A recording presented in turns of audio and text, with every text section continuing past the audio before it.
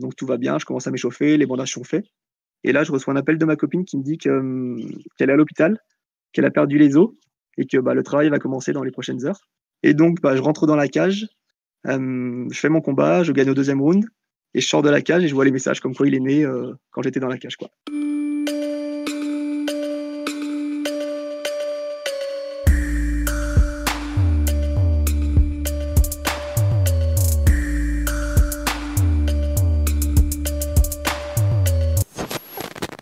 Eh, salut tout le monde, c'est Nico.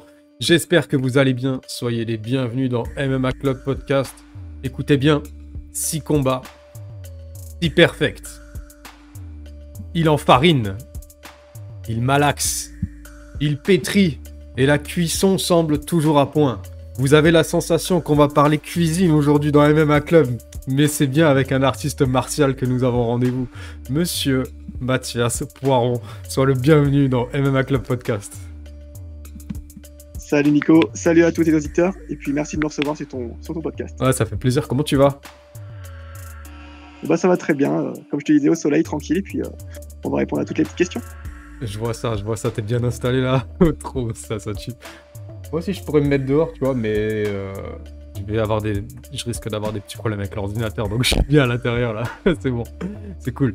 Alors, je commence par te demander tout simplement, parce que t'es très discret, tu vois, donc fais-moi une petite fiche d'identité comme toi tu l'entends. Ok, donc moi pour me présenter, c'est Mathias Poiron, j'ai 27 ans, je m'entraîne à la Climax Fight Academy, donc à Lyon. Le coach principal, c'est Yacine Mandaoui. Donc je sais pas si vous le connaissez, mais en gros, c'est un entraîneur qui s'est entraîné pendant 5 ans au Canada avec Georges Saint-Pierre et qui a pas mal de combats à son actif. Sinon, moi, je suis en signature avec le MMA-GP. J'ai 3 combats à faire avec eux. J'en ai déjà fait un sur mon dernier contrat. Et il m'en reste donc 2. Et le prochain sera pour la ceinture des moins de 70 kilos. Ok, donc tu m'as fait plus une présentation sportive que personnelle, c'est ça? On est plus dans pour ça. Pour l'aspect personnel, moi, donc, je suis à Lyon depuis 5 ans. Donc, je m'entraîne à la Climax Fight Academy depuis 3 ans. Avant ça, je vivais en Bretagne, donc à Rennes, où j'ai vécu de mes 10 ans à mes 20 ans. Et encore avant ça, donc de ma naissance jusqu'à mes 10 ans, j'ai vécu à Saint-Lô dans la Manche. Et donc voilà, pour des raisons professionnelles, je suis à Lyon depuis 5 ans. Ok. Et comment dire ça? Comment il était le petit Mathias là dans la cour d'école? Comment ça se passait à l'école quand t'étais petit et tout? T'étais quel genre de gamin? Alors moi, j'ai toujours été plutôt discret, comme actuellement. Après, discret, mais assez nerveux quand même. En gros, un peu un faux calme. Mais après, voilà, j'étais pas trop, comment dire, j'étais pas trop perturbateur dans les cours, mais on m'entendait quand même un petit peu. Et puis non, sinon, franchement, ça allait plutôt calme, discret, et puis voilà. Pas trop un enfant à souci, on va dire. Ok. Et du coup, la bagarre, l'adversité, l'envie de se confronter, c'est venu comment et quand? Alors ça, de base, moi, j'ai toujours été un peu comme ça. J'ai toujours voulu être un peu le plus fort, le meilleur, que ce soit dans le sport ou dans la vie, on va dire. Je me laissais jamais faire l'école non plus. J'étais dans une école où il y avait pas mal de footballeurs. Donc voilà, il y avait pas mal de petits matchs où ça provoquait, etc. Je me laissais jamais faire. Et ensuite, à 15 ans, j'ai rencontré donc mon meilleur pote actuellement, Kylian, qui m'a mis au MMA. En gros, on a fait un entraînement, pour dire, dans un terrain de foot. Et il m'a dit que j'avais des capacités qui étaient plutôt pas mal en lutte, je tombais pas, etc. Donc, il m'a emmené dans son club à Rennes. J'ai testé le MMA et puis j'ai accroché directement. Et depuis, ça fait 12 ans que j'en fais. Ok.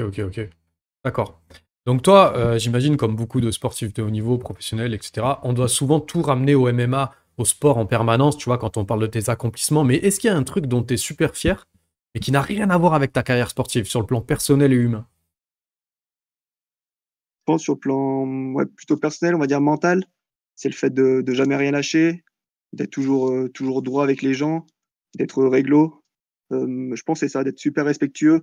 Je pense avoir une bonne éducation également, donc toujours poli. Enfin voilà, c'est vraiment dans ça dont je suis le plus fier. C'est vraiment d'être quelqu'un de réglo et que je pense être réglo et de pas faire de coups bizarres aux gens, quoi. T'es en adéquation avec tes valeurs, t'es à l'aise avec ce que tu proposes aux gens parce que c'est sincère, c'est ça? Exactement, ouais. C'est pour ça aussi que je suis discret dans la cage, c'est que je veux pas m'inventer une vie ou un jeu ou un truc comme ça. Je suis vraiment naturel, on va dire. Et puis je suis quelqu'un de sincère, discret. Puis j'ai pas envie de changer juste pour avoir une popularité plus grande ou autre. Moi, personnellement, je m'en fous un peu. Je veux rester moi-même et puis naturel, quoi. Ok, alors ça, on va y venir. Tu vois, tout à l'heure, je vais te poser une question là-dessus, justement, parce que moi, ça m'intrigue un petit peu. Donc, c'est très bien que tu aies déjà abordé le sujet. Ok, c'est cool. Bon, on va parler un petit peu de MMA. Merci pour ces petites réponses sur le plan, on va dire, un peu plus personnel. Pour moi, c'est important. Tu le disais, tu es pensionnaire de la team Climax de Lyon, Gerland. Donc, j'ai reçu Florent Burion, Yanis Guémouri, Fares Ziam. Ils sont également dans cette salle. À toi de me parler de ta vision de ce gym et comment tu te vois évoluer ici. Qu'est-ce que ça t'apporte? Donc, comme je te disais, ça fait 3 ans que je suis dans cette salle. 3 ans que je suis dans cette salle, ouais. Donc, nous, dans cette salle, on a vraiment beaucoup de compétiteurs, que ce soit amateurs ou professionnels. On a vraiment un gros noyau d'amateurs, peut-être une dizaine, je pense, qui performent vraiment dans toute la France et même à l'étranger, que ce soit en Suisse ou autre. On a aussi également environ 5-6 professionnels, dont Fares et Yanis qui se sont ajoutés à nous depuis un petit moment. Et donc, ouais, c'est vraiment une structure qui permet de progresser vraiment dans tous les compartiments. On a des gros lutteurs, des gros strikers, des gros grappleurs. Donc, ouais, c'est vraiment une salle qui est idéale pour moi. C'est aussi pour ça que je suis venu à Lyon, c'est pour trouver une grosse structure et pour pouvoir vraiment performer dans le monde professionnel, on va dire. Ok. Tu vois, justement, par rapport au climax, souvent, quand on présente les combattants en tant que commentateur, quand tu regardes les combats, souvent, c'est présenté comme très axé kickboxing, mais finalement, toi, par exemple, ça fait longtemps que tu es dans le pancras. Je crois que, si je dis pas de conneries, tu es même titré. Puis dans le MMA Pro, depuis 2021, tu as montré des aptitudes en lutte, des transitions qui étaient quand même impeccables. Pourquoi ça colle autant les vieilles étiquettes de discipline isolée comme ça? Est-ce que tu te reconnais encore dans ça ou tu te considères comme un artiste martial complet et que la Climax, c'est vraiment une école complète aujourd'hui? Ouais, c'est ça. En fait, jusqu'à 2020, moi, je pratiquais vraiment les disciplines du MMA, mais dissociées. Donc, de la boxe, du JJB, du grappling, etc. Vraiment des disciplines à part. Et puis, quand je suis arrivé à Lyon, donc je me suis inscrit à la Climax. Et là, c'est vraiment là que j'ai découvert le pur MMA, avec les phases de transition, le cash control, le grand and pound, etc. Grâce à Yacine, du coup. Et donc, ouais, c'est vraiment ma vision du MMA, elle a complètement changé. Pour moi, c'est vraiment un sport à part entière. C'est vraiment un sport à part entière. Et alors, certes, moi, je m'entraîne encore à côté en grappling, etc. Mais mon entraînement principal, c'est vraiment en MMA. Et voilà, c'est vraiment une discipline à part entière, le MMA.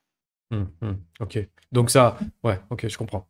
Et quand tu vois, toi, par exemple, par rapport à, tu vois, on parle souvent des plans de carrière des uns, des autres. Quand tu vois Fares qui est aujourd'hui, il est devenu régulier à l'UFC. Yanis qui vient d'y mettre un pied. Forcément, j'imagine que c'est inspirant.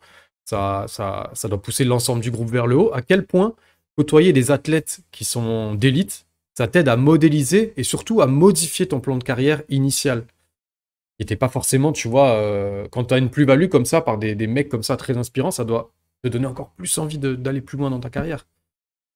Ah bah oui, effectivement, oui, c'est que bénéfique. Moi, je leur pose pas mal de questions, que ce soit sur le plan vraiment purement du MMA ou même sur les à côté, tout ce qui est nutrition, prépa physique, tout ce qui est cutting, etc. Et donc, ouais, le fait d'avoir des personnes du haut niveau dans mon entourage, c'est vraiment quelque chose qui, moi, me permet d'évoluer également. Et puis, ouais, c'est un plus pour toute la salle. Donc, ouais, c'est 2 exemples. Il y en a d'autres aussi dans la salle, hein, dont Yacine, Alix, Khalif, qui sont pros également.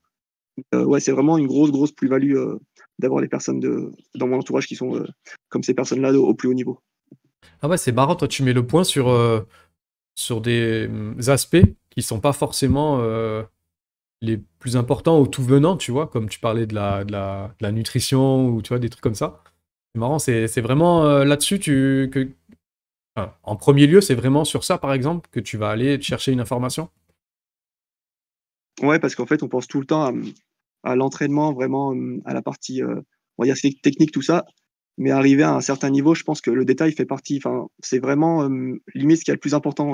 Tout ce qui est nutrition, cutting, etc. Enfin, tout ça, prépa physique, ça va vraiment rajouter une grosse plus-value à ta performance le soir du combat. Et pour moi, c'est vraiment là-dessus que je leur pose des questions. Et après, toute la partie technique, je le travaille au quotidien dans tous mes entraînements de grappling, etc.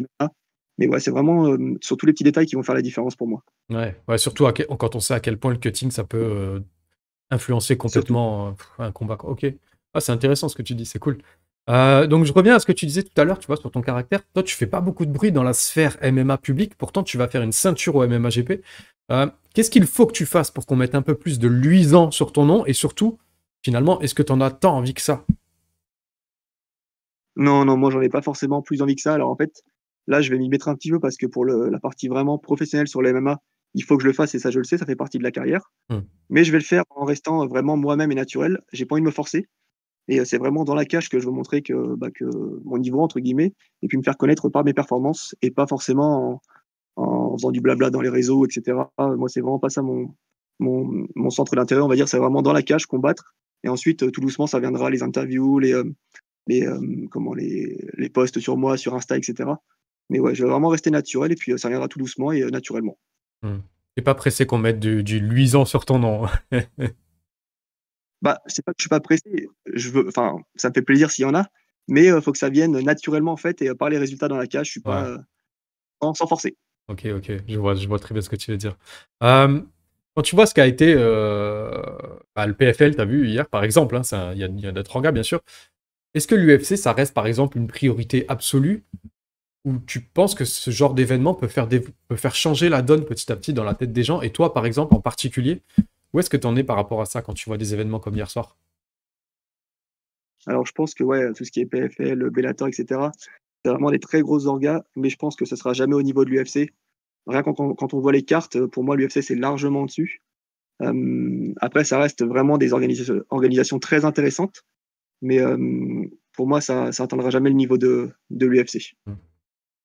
D'accord. Alors, c'est pas une question piège dans le sens, tu vois, où la classique, ouais, est-ce que tu veux signer à l'UFC, nana. C'était surtout en termes de traitement aussi du sportif, des contrats de repos d'esprit en te disant, bon, bah voilà, pendant mon contrat par exemple, de 4 combats, je sais que je vais me mettre bien, je vais pouvoir me payer des prépas, tu vois. Ça peut être aussi une escale entre MMA, GP, je donne un exemple, tu vois, entre MMA et GP et UFC, il peut y avoir un entre-deux, tu vois. Finalement, un peu comme Cédric Doumbé, il est en train de faire. Ça te parle ce genre de move ou toi tu penses directement le haut du panier dès que j'ai terminé ce que j'ai terminé? Non, non, oui, un entre-deux, moi j'aimerais bien un entre-deux. Là, j'ai 27 ans, je vais faire la ceinture normalement début d'année prochaine ou peut-être cette année, je sais pas encore. J'aimerais bien avoir un entre-deux après la ceinture du MMA-GP. Une bonne organisation européenne, on va dire. Performer dans cette organisation-là. Et puis ensuite, ouais, vraiment, l'objectif, c'est vraiment l'UFC. Donc ouais, un entre-deux, une organisation européenne. Et ensuite, si possible, l'UFC en fonction des résultats. Ouais, il y a des belles petites orgas. Il y a Octagon, par exemple, ou bon. Pas trop après aujourd'hui, le Cage Warrior, c'est vrai que les Français commencent un peu à en sortir le plus possible, hein. On connaît un peu l'envers du décor, mais c'est vrai qu'il y a de quoi faire comme tremplin, j'ai envie de dire, entre deux, quoi. C'est souvent, on voit les mecs qui vont directement d'un point A à un point B, alors qu'il y a des opportunités, même financières, parce que clairement, il faut y penser aussi, quoi. Se couvrir, tu vois. Ok, alors on va Ouais, parler. Ouais, pardon, vas-y. ouais, pardon. Je disais, ouais, carrément, le Brave, le Cage, Hum. l'Octagon, tout ça, franchement, c'est des organisations qui peuvent être une bonne passerelle, un beau tremplin pour l'UFC. Donc, ouais, pourquoi pas ces organisations-là. Ouais, le Brave aussi, ouais, c'est vrai. Alors, Mm. la prochaine échéance. Avant de parler de ta prochaine échéance, je voulais savoir une petite question. Est-ce que tu as beaucoup de refus de combat? Alors, moi, je sais pas tout, mais d'après ce que me dit Amaury, le matchmaker du MMA-GP, ou Manu, mon manager, apparemment, oui, il y a beaucoup, beaucoup de refus. Donc voilà, moi, je sais pas tout, mais a priori, oui, il y en a beaucoup. Et j'ai déjà entendu aussi des combattants qui m'ont refusé. Donc, écoute, c'est comme ça. Il ne sait pas tout. Il ne sait pas tout. Bah ouais, heureusement que tu sais pas tout, à mon avis. Parce que sinon, ouais, si tu savais tous les. C'est vrai qu'il paraît qu'il y a beaucoup de refus de te combattre. C'est vrai que c'est pas une légende, ça semble vrai, ouais. C'est intéressant d'ailleurs. Pardon?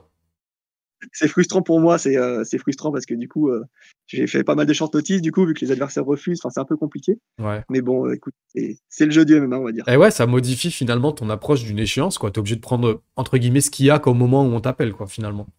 C'est chiant, ouais. Ouais, on y C'est pense. ça, et puis des bons adversaires sur le papier, on va dire, et qui au dernier moment ont refusé. Du coup, j'ai pris un adversaire un peu moindre, on va dire, sur le papier, donc il y a moins d'intérêt aussi pour moi dans ma carrière, mais bon, après, c'est comme ça, pas de choix. T'as qu'à être moins bon. Qu'est-ce que tu veux que je te dise? Alors, tu vas avoir, comme tu disais, l'occasion de combattre pour la ceinture. Comment tu le vois, ce Brésilien Kevin Lopez qui sera en face de toi? On a vu un petit peu son profil, on a eu 3 beaux rounds là pour un petit peu évaluer. Qu'est-ce que t'en penses? Alors pour moi, pour le profil déjà, je crois qu'il a 9-1-1. Il a une défaite et un match nul, c'est ses 2 premiers combats, qui veut dire que là, il est sur 9 victoires, si je dis pas de bêtises. Il a que des finishes, sauf son dernier combat, si je dis pas de bêtises non plus. Gros striker, gros physique, un petit gabarit, je crois qu'il fait un 70. Par contre, il doit peser bien lourd, je pense. Et c'est un profil dangereux qui, je pense, est explosif sur le premier, deuxième round, mais qui, à l'usure, je pense, ne peut pas tenir sur un 5 rounds, du coup. Donc, ouais, c'est vraiment un profil dangereux sur les premiers rounds, mais à l'usure, je pense pouvoir l'avoir un peu comme Emerson, en fait, un travail de sap, et puis le fatiguer, et puis voilà, le cardio qui va baisser avec sa masse musculaire, et puis le finir peut-être au deuxième ou troisième round. Ouais, on a vu, c'est vrai que sur ces terres, là, il était au Show to Brazil. Il était un peu comme toi, spécialiste des finishes assez expéditifs. Au final, on peut peut-être lui accorder aussi le crédit du... Moi, j'ai pensé qu'on pouvait peut-être lui accorder le crédit du jet lag, du cutting à l'étranger. Tu vois, des fois, ça complique un peu les fins de prépa. Et peut-être que ça l'a pas mis trop à l'aise pour son dernier combat, notamment pour son cardio. Donc, il faudra quand même être vigilant. Tu vois, s'il a fait des erreurs à ce niveau-là, je pense qu'il les refera pas. En tout cas, ouais, moi, je pense que ça va être un super combat. Et par rapport à ça aussi, je voulais dire, ce que toi, tu décris sur lui concernant son cardio, est-ce que tu penses pas que lui peut se poser la même question te concernant, étant donné que tu finis tes combats quand même relativement tôt, quoi. Si ta stratégie, c'est partir sur des rounds de championship pour le finir, ça pourrait être il pourrait avoir les mêmes interrogations. Qu'est-ce que tu répondrais si on te mettait face à cette question? Ouais, effectivement, on peut se poser des questions sur mon cardio, mais après, les combats, ils finissent assez rapidement, on va dire. C'est pas parce que je le veux, c'est que ça vient comme ça et que c'est dans le combat, il y a des coups qui passent, il y a des soumissions, etc. Mais je suis toujours assez en forme quand je finis mes combats, même si c'est au deuxième round, on va dire. On sent que j'en ai encore un troisième sous le pied, comme on dit. Donc non, je pense que moi, mon cardio, c'est limite, c'est mon point fort. Tout ce qui est cardio, condition physique. Donc je pense que là-dessus, j'aurai pas trop de soucis normalement. Et puis on va continuer la préparation en plus, donc ce sera de toujours mieux. Mais non, mon cardio, c'est vraiment pas un souci pour moi, ni la condition physique. Ah, c'est cool. Et un petit mot sur le MMAGP, ils accueillent bien les Lyonnais, ils vous aiment bien. Comment ça se passe un petit peu en interne, la relation? Ça a l'air vraiment de bien rouler. Alors d'une, c'est une grosse organisation en France. Et en plus, ça reste familial. Donc on a vraiment un contact avec eux qui est assez proche. Pareil, Et ouais. il n'y a vraiment aucun souci, on est super bien reçus. Ils nous mettent dans des bons hôtels, on a toute la bouffe qui est prise en compte, les trajets, etc. Enfin, ce qui est normal, mais voilà, on est vraiment super bien reçus. Et non, c'est vraiment une ambiance familiale en plus, donc c'est vraiment très important pour moi. Et non, franchement, il n'y a rien à dire sur eux. Pour moi, c'est vraiment le top du top, hein. Franchement, rien à dire sur eux, c'est vraiment l'idéal. Et pour compléter ce que tu dis, c'est presque plus une organisation, comme on t'a dit, nationale. C'est devenu... Enfin, maintenant, ils sont allés en Suisse, ils ont montré qu'ils avaient les capacités de se déplacer sur une échelle différente que, tu vois, Bordeaux, Paris, machin. Je trouve qu'il y a eu un move assez impressionnant de leur part. Ils ont prouvé des belles choses. Tu vois, en France, il y a d'autres orgas qui sont supposées plus grandes qui prennent pas ce risque-là. Donc, faut leur créditer aussi tu vois, tout ce mérite-là. Donc, je trouve ça cool. Moi, je les encourage à continuer parce que j'aimerais bien qu'ils viennent sur Nice. Tu vois, je serais assez friand d'aller, on va dire, podcaster autour des mêmes AGP s'ils venaient un peu dans la région. Ça me ferait plaisir. Donc voilà, je fais passer aussi un petit message, tu vois.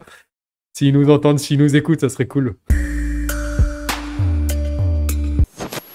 Parle-moi de ta série ou de ton film du moment, s'il te plaît. Alors, très mauvaise question. Moi, je suis pas du tout série ou film, mais vraiment pas du tout. Okay. Netflix, c'est inconnu, donc voilà, je suis pas du tout série ou film, je pourrais pas t'aiguiller là-dessus. Franchement, les peu de films que j'ai vus, c'est quoi? C'est tout ce qui est lié au sport de combat, en fait, tout ce qui est Warrior, je sais pas si tu connais. Ouais, Warrior. top. Une voilà, tuerie, tous ouais. ces films-là. Ouais. À l'époque, Never Back Down, enfin les trucs classiques, quoi, mais non, actuellement, je suis pas du tout film ou série. Ok. Ouais, t'économises 15 balles par mois, quoi. C'est bien, c'est c'est ça. bien. Et ta chanson préférée? Ta chanson du moment? Alors, on va dire la chanson du moment. On va plutôt dire la chanson préférée, c'est ma musique d'entrée, c'est Mano, la tribu de Dana. Je sais pas si tu as, Oui. si t'as capté que j'apprécie tout le temps mon entrée, mais c'est une musique que j'apprécie beaucoup. C'est pareil, un chant guerrier breton, donc voilà, c'est une musique que j'apprécie beaucoup. Ok. Petite musique qui en plus est devenu un gros classique français, donc c'est cool. Et ton livre de chevet, c'est quoi ton livre de chevet? Pareil, hein, franchement, que ça soit film ou lecture, je lis très peu. Moi, je suis plutôt dans tout ce qui est. J'écoute beaucoup de podcasts sur on va dire, sur les combattants, même sur la vie des gens, tu vois. Donc, je suis le soir plus en mode podcast à écouter des trucs, que ce soit sur le MMA ou sur la vie des gens, mais vraiment pas de lecture pour moi. Non. Par exemple? Bah, tous les podcasts différents, tous les podcasts de différentes chaînes sur le MMA, que ce soit Fight Minds, même La Sueur, tu vois, enfin tous ces podcasts-là. Dès qu'il y a des interviews en fait avec des histoires à raconter, moi j'adore ça. Et puis voilà, vraiment des histoires atypiques, que ce soit sur des pompiers, des militaires, des sportifs, tout ce que tu veux, même des médecins. J'aime beaucoup ces histoires-là, donc voilà, tout ça. Ok, ouais, c'est cool, c'est inspirant, et puis on a toujours à apprendre de la vie des autres, donc c'est cool, ouais, je te rejoins un peu. Moi, je travaille dans un milieu isolé, je suis un peu tout seul, et du coup, je peux mettre mes trucs dans les oreilles toute la journée, et comme toi, un peu truc d'histoire, truc de la vie des gens et tout, j'aime bien aussi, donc je comprends tout à fait. Est-ce que t'es gamer? Non, hein. Ça va avec le Netflix, non, là. Si t'es pas télé, ouais. Ok, pas gamer, c'est pour ça que tu connaissais pas Discord, c'est ça? Ouais, non, je connaissais pas du tout. J'ai téléchargé ça juste avant que tu me reçoives, mais non, je connaissais pas. D'accord. Est-ce que tu as un petit truc à rajouter avant des dédicaces? Un petit truc à rajouter? Bah non, ce sera dans les dédicaces. Hein. Après, moi là, j'attends impatiemment le combat du MMA GP. J'espère pouvoir combattre avant la fin de l'année. Et puis bon, si Amaury il m'entend, j'espère qu'il aura un petit combat pour moi avant la fin de l'année. Alors, moi j'ai ma potentielle info, mais tant qu'on n'a pas le droit d'en parler, on n'a pas le droit d'en parler. Ça, c'est pas à moi de divulguer ni de moi, ni de date, ni de quoi que ce soit, mais je te souhaite de combattre avant la fin de l'année. Est-ce que tu as des dédicaces? Oui, alors, bon, on va faire dans l'ordre, on va dire tout d'abord tout mon club de la Climax Fight Academy. Donc tout ce qui est mon coach Yacine Bandoui, tous mes sparring partners, tous les gars de la salle. Je remercie aussi et je dédicace aussi mon club de One Jiu-Jitsu, donc c'est mon club de JB Grappling sur Lyon. Aussi un club en Bretagne qui me reçoit tout le temps et qui m'accueille très bien quand je remonte en vacances en Bretagne, c'est le Monterfield Boxing Club. Donc c'est là où j'ai commencé le kickboxing il y a peut-être 10 ans là-bas, je crois, 10 ans, ouais. Et où j'ai eu aussi mon titre de champion de France en pancrace. Donc voilà, je leur passe une grosse dédicace. Mon meilleur pote aussi qui m'a mis dans le MMA, donc il y a 12 ans de ça, Kylian Aubin, qui est sur Paris maintenant, et qui était dans mon coin lors de mon dernier combat. Donc c'était quelque chose qui était très important pour moi aussi. Voilà, après tous les potes, tous les amis, la famille, etc. Et puis aussi mon fils qui a 6 mois et qui est né lors de mon dernier combat, donc en mars, à Caen. J'étais en train de quand il est né. Incroyable. Ça, c'est incroyable. Alors ça, attends. Carrément. Ça, faut que tu me racontes l'avant et l'après. Vas-y, fais-moi une parenthèse. Comment t'as vécu ça? Incroyable. Alors, en gros, ma copine était enceinte de 8 mois. Donc, justement, c'était un combat en short notice que j'ai accepté le lundi pour le samedi, du coup. Donc, le lundi, j'accepte le combat. Le mercredi, on a un rendez-vous avec la sage-femme pour vérifier que le bébé est pas prêt de sortir, etc., qu'il n'y a pas de risque qu'il sorte pour le week-end. Donc, le mercredi, elles nous disent aucun risque, voilà, tu peux aller à ton combat, il n'y a pas de souci. Le vendredi, donc, on arrive pour la pesée. Le samedi, je suis dans les vestiaires, il est 19h. Donc, tout va bien, je commence à m'échauffer, les bandages sont faits. Et là, je reçois un appel de ma copine qui me dit qu'elle est à l'hôpital, qu'elle a perdu les os et que le travail va commencer dans les prochaines heures. Donc, j'apprends ça à 19h. Moi, je combattais à mi, un truc comme ça. J'étais en main event de l'événement. Et donc, je rentre dans la cage, je fais mon combat, je gagne au deuxième round et je sors de la cage et je vois les messages comme quoi il est né quand j'étais dans la cage, quoi. Donc voilà, c'est une sacrée anecdote à raconter. C'est incroyable. C'est incroyable. Incroyable. C'est énorme. Carrément. Ah, ça carrément. tue. Et genre, t'es pas déçu, tu t'en tires quelque chose de positif d'avoir, tu vois, cette espèce de trajectoire parallèle avec la naissance et tout. Ça va, c'est pas une frustration de ne pas avoir été là quand même? Ça va? En fait, on en avait parlé avant. Je savais qu'il y avait pas mal de propositions de combat dans cette période-là. Et on était en accord avec ma copine sur le fait que ça puisse arriver. Après, c'était pas l'idéal, mais bon, ça pouvait arriver, donc on était en accord là-dessus. Et au contraire, ça m'a encore plus motivé, ça fait une belle histoire à raconter. Et puis, même pour le petit, quand il sera plus grand, pour lui raconter ça fera une belle histoire à raconter. Et puis une victoire en plus, le jour de sa naissance, c'est top. C'est clair. Et une victoire de la vie, c'est ça qui est bien. Et c'est bien aussi d'en communiquer, tu vois, comme quoi c'est important dans les couples de communiquer sur ce genre de choses. C'est ce qui fait que c'est bien, c'est cool. C'est une très belle histoire. Félicitations pour cette naissance. Et c'est cool, ça fait vraiment plaisir. Je te laisse terminer tes dédicaces, pardon. Eh ben non, je pense que j'avais fait le tour. Moi, je voulais te remercier toi du coup pour l'invitation. Ah, c'est cool. Merci à toi et à tous les auditeurs qui font le podcast. Hein, c'était vraiment cool. Et puis c'était une première pour moi, donc j'espère que ça s'est bien passé. Ah, c'est cool. Et puis j'espère qu'il y en aura d'autres aussi. Ah bah oui, bah, je te le souhaite. Mais en tout cas, moi aussi, ça me fait très plaisir. Je dédicace tout ce beau monde, tu vois, je reprends pas un par un. Je dédicace tout ce beau monde, en particulier la Climax. Et une grosse dédicace à mon cher jeune entrepreneur Eddy. Voilà, bisous à lui, ça c'est cool. Bah écoute, je ne peux que te remercier, j'ai passé un bon moment, c'était cool, c'était humainement très enrichissant et je souhaite que ton combat ait lieu avant la fin de l'année. Croise les doigts, voilà, pour la ceinture des lightweight. MMA Club Podcast, c'est terminé. Voilà, on se dit à très bientôt et comme d'habitude, je vous fais des gros bisous.